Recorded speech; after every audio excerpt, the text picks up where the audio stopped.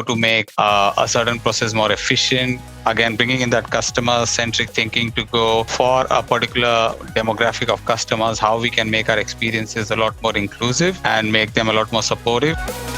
Welcome to Process Pioneers, the show that takes a deep dive into the minds of decision makers, key influencers, and process experts who are pioneering the world of everything process. Welcome to the next episode of Process Pioneers. My name is Daniel Rayner. I'm the host of Process Pioneers. And in each of these episodes, I have the absolute privilege of sitting down with a range of process practitioners that come from all different types of organization, facing all different types of challenges and coming up with all different types of creative solutions for the process work that they are doing. And in today's episode, I have the absolute privilege of welcoming back Antriksh. Now, Ant's been on the series a couple of times before, and we've dived into a number of different topics. Ant now joins us as the Manager, Inclusion and Diversity at Transport for New South Wales. So a different role, a different angle on process management here, but very excited for this conversation. Ant, thanks for joining me. Thanks for having me back again, Daniel. It's really great to be back. And yes, it's been a bit of a journey. And now working in this new space, but with the same kind of process and bringing in the same human-centered design thinking, but just working in the disability space and the multicultural space that I currently now work in as the Manager, Inclusion and Diversity. So I'm happy to share my insights in this new world that I'm in now. That's fantastic. I'm excited to dive into it. Can you talk to us a little bit then about as the Manager, Inclusion and Diversity, what does process look like in your role? Because I know in the past you've been much more on the as a process practitioner in the traditional sense of the word, but now in a role Manager,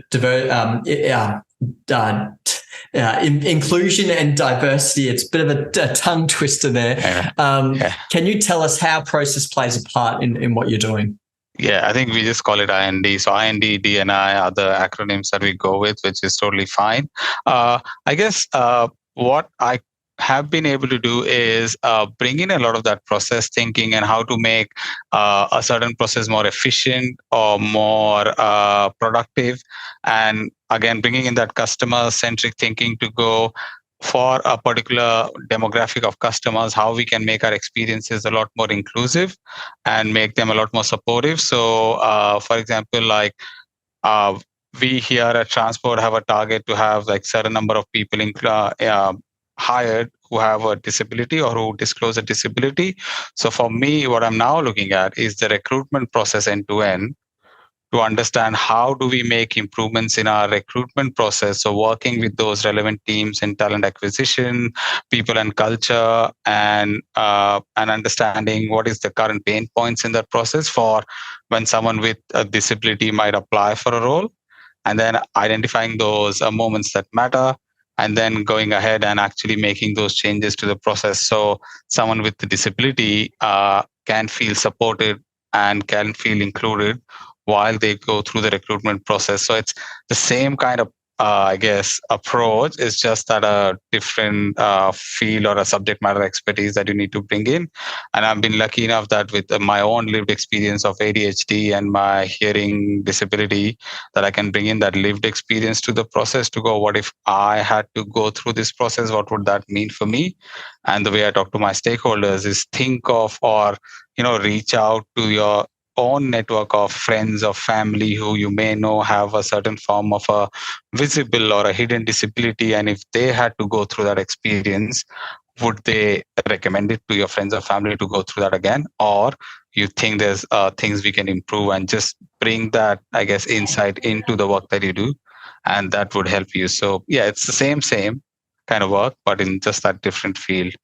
Yeah, no, and it's very important work that you're doing. And I know personally, I've got family members with a disability, and I think that historically there's been this feeling of like we've got to hide our disability if to make sure that we're employable, or let's not put our disability up front. Let's hold it to, the final interview when they've already made their decision on us before we actually let them in on the disability that we have. And so I think that it is going to be it's going to be very important to be able to broadcast and share this and show people that, hey, this is how employers are looking at this topic now. Would you say that this is how far are we along this journey? Would you say we're still early days and there's a lot of work to be done, or would you say there's a lot of organizations that have adopted this approach? I guess, yes, there is a lot of work that still needs to be done, and there's a lot of awareness. But the good thing is, I guess, there's awareness. So a lot of people are talking about it and discussing it. A lot of big organizations are putting their focus on it. And the one thing I'm really liking, even with transport, is that it's not a mere tick box exercise to go, we want to do it for the sake of doing it, but we have an approach that we need to do it because it is the right thing to do. And we need to give people like those, for your example, to be able to open up and share their disability right from the very start. And as you know, if I again go back to that process thinking and, how language is really important in terms of how we document our process and how we word those processes, the approach we are taking is that it has to be more about that individual's abilities and what adjustments that they might need to be their best self in that role, and for whatever tasks and activities they will need to carry out in the processes they will do in the job. So having the conversation about their strengths and the adjustments they need, rather than kind of asking them what their disability is. And that shift in that conversation and that shift in language, we've seen that makes people feel included and makes people feel safe to disclose and share their situation. So it's going, I'm never going to ask you, tell me your disability and I'll work out adjustments. It's more about, all right, so when we have you and we join you when you join as a part of our team, is there anything that you would like us to do that would make you feel a lot more included? Or is there anything we need to be aware of? And asking those questions in that sense, in those words, help them. And it's just more about the language and the approach. So, and we've seen that does help a lot of people with disability to not hide it to begin with. So, yeah. That's awesome. That's great. And I guess it's typically for Transport for New South Wales, I would assume that it was automatic to think about inclusion and diversity from a customer point of view, the people that are using your buses or your rail network or whatever it might be. I think that would have been a high priority many years ago. But now looking at it from, but what about the people we're employing? And, we make it people easy to use our services, but are we making it easy for people internally to deliver that same value?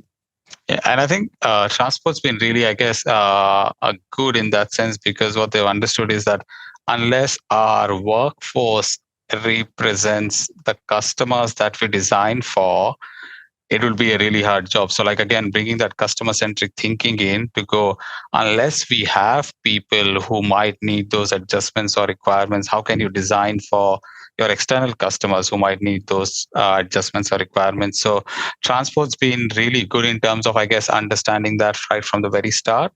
So there always has been that focus to make sure that our workforce represents the customers that we serve, so that we have that kind of what we call it as that knowledge base of lived experience in-house, so they can be our first line of contact, where we speak to our own employees to go, if we had to design something for someone with a hidden disability or someone with vision impairment or hearing impairment, what do you think we need to consider? And that's what I think we do really well. And we also have employee networks. So these are formed by the employees, for the employees of the employees, where people with these hidden and visible disability come together as a community. And then we and the various projects team actually then tap into them to just get that knowledge based off their lived experience as people with disabilities or of parents and carers of people with disabilities. So that really helps us. So transport been really good at kind of like, I think, acknowledging that right from the very start. Right. No, that's awesome. And can you share a specific example of a process that was improved from an inclusion and diversity perspective? So what I can tell, this a work in progress right now. So we are currently working on. So like I said, I am looking at the end-to-end life cycle of a employee or of a colleague with disability. So again, what I'm doing is I'm bringing that customer-centric design thinking to go, well, they start at the recruitment phase, and then they have to go through the interview process. And once they are successful, they then get onboarded into that team. From there, they continue their journey with transport in terms of either the same role or they move between roles till the point whether they, I guess, either transition to a different agency or to a different organization. And what I'm now looking at is what does that process look like today? So what is the as-is state of that recruitment process, onboarding process, and understanding what are those moments that matter for someone with disability. So again, going, is our recruitment portal accessible? So can someone with like a vision impairment can actually get through that portal, read through all the relevant information, and then be able to apply easily? And then through that process, is there an opportunity for them to easily request for adjustments in the interview process? And then understand when they have been able to provide us that information up front, when it comes to their onboarding, making sure that the new hiring manager and the pre-PNC business partner have got that information so that on day one they feel welcomed and supported, and a lot of those adjustments are put in place. Or we can use that data to understand if there's any training that might be required. So for example, if you got someone with neurodiversity applying, and we know that the team they're applying into or the role that they've got, and that team might need some training before they join. So a lot of times, like how to communicate and interact with neurodiverse candidates is a bit of it's an understanding and it's a bit of a process. So what we do is make sure that the teams have gone through the relevant awareness trainings before this candidate joins. So on day one, all of the team, not just the manager and the candidate, know how to interact and engage with this employee. And then again, how do we support them ongoing? So we're doing that piece of work where we are looking at these individual process blocks, or like I said, the customer experience phases, and then breaking them down into smaller processes. So we're doing that. And on second piece of what we're looking at is the way we currently document our processes or procedures or our training modules or our training, the training modules, making sure that all of them are actually accessible. So for example, like if there is a process for, say, running a finance payroll process, making sure that the way it's documented, anybody can pick that up and consume it and understand it, irrespective of whatever disability they may have. So in my previous organizations, in my previous experiences, I learned that documenting everything is important. And now in this role, I'm understanding is documenting is good. That's step one, but we got to make sure that the way we document it, that anybody with any kind of disability should be able to access that documentation, consume it, and should be able to do that job. So I can work as a contact center sales agent, even if I have a vision impairment. I should be able to take calls, respond to customers' queries, find them the right product, and actually configure it on the system. And that my impairment should not be a hindrance to be able to do that.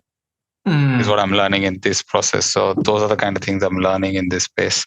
Yeah, no, that's great. I mean, I guess when you think about it, processes can be like people to system. It could be people to people. It's not just about how are we making our systems easier for people with a disability to interact and engage with, but what about our very manual processes, our people to people processes? Like there is an element of awareness and education that must take place so that people that are unfamiliar with this sort of disability can help enable them to do their job and do their job as well as they can do. So yeah, and it's like, again, just that awareness and just starting that conversation around what are the various types of disabilities that we may need to consider, and then you kind of go from that physical to the hidden disability way, and then understand, okay, from a physical disability perspective, what are some of those requirements, and then from a hidden disability perspective,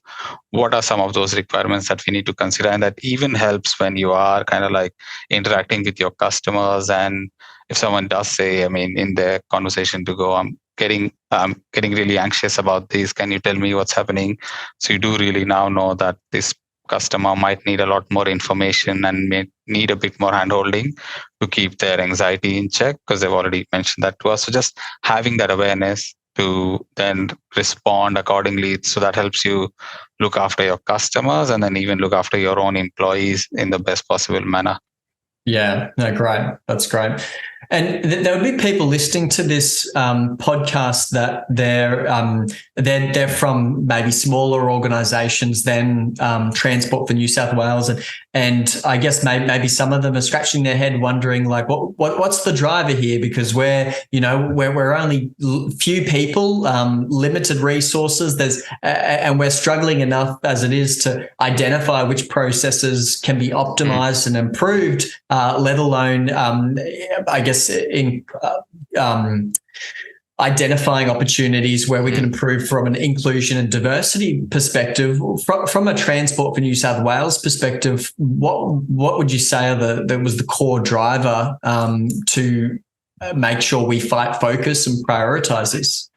I guess one, if I think about it from an organizational perspective, so not just pertaining to transport, but just for any organization that recruits people or a team, I think it's more about just that it's the basic right thing to do, to like have all your processes inclusive and making sure that it is designed for everybody with accessibility in mind, so that what happens is it then does not limit you in terms of the kind of talent that you can bring in, because as you know, all these people with these disabilities bring something special to the table, because a lot of like neurodiverse people, because they had to kind of manage themselves in a neurotypical world, they have a lot of out of box thinking and all these strengths around creative solutions that they can bring in.